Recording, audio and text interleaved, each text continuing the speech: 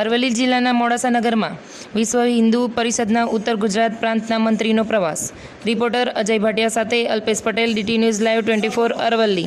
વિશ્વ હિન્દુ પરિષદ સમગ્ર વિશ્વમાં રહેતા હિન્દુઓ માટેની એક સંસ્થા છે. વિશ્વ હિન્દુ પરિષદના સ્થાપના 1964માં થઈ. હાલ આ વર્ષમાં 6ઠ્ઠી પૂર્તિ વર્ષ ચાલી રહ્યું છે. સમગ્ર દેશમાં વિશ્વ હિન્દુ પરિષદ થકી બજરંગ દળ દ્વારા મોટા પ્રમાણમાં શૌર્યયાત્રા કાઢવામાં આવી. એનું સમાપન પણ કર્ણાવતીમાં કરવામાં આવ્યું હતું ભવ્ય રીતે. 25,000 જેટલા યુવાનો ત્યાં એકત્રિત થયા હતા. અત્યારે વિશ્વ હિન્દુ પરિષદના કાર્ય વિસ્તાર અનુસંધાનમાં દરેક ગામે ગામ ગ્રામ સમિતિ બનાવવું, મંદિર જાગરણના કેન્દ્રો બને એના અનુસંધાનમાં અત્યારે ષષ્ઠી પૂર્તિ પૂર્ણતાને આરે છે. અને આ જન્માષ્ટમીના રોજ વિશ્વ હિન્દુ પરિષદનું ષષ્ઠી પૂર્તિનું સમાપન વર્ષ થવાનું છે.